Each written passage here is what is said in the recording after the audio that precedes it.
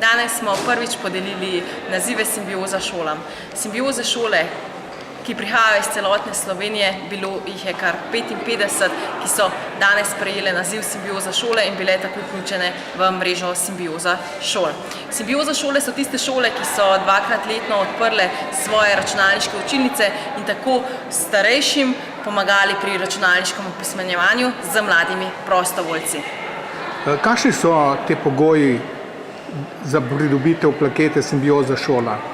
Pogoji za pridobitev plakete Simbioza šola so pravzaprav takšni, da šola odpre dvakrat letno računalniško učilnico, s tem poveže svoje lokalno okolje, torej privablja tako starejše kot mlade prostovoljce in da izvedejo seveda celotni tedenski kurikulum Simbioza, kjer se seveda starejši učijo čisto od osnov, torej kako pravzaprav sploh prižgati računalnik, kaj računalnik sploh je, do pošiljanja elektronske pošte, ostajamo v stiku preko Facebooka in brskanja po internetni strani. Katere šole so bile? So to samo osnovne šole, so tudi druge?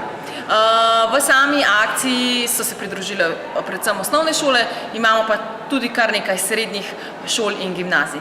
To je nekako razpršeno kar po celi Sloveniji, ne? Tako je, vse te šole prihajajo iz celotne Slovenije.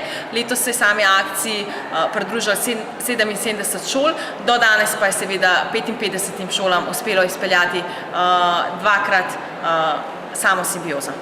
Kje je ta mreža najbolj gosta?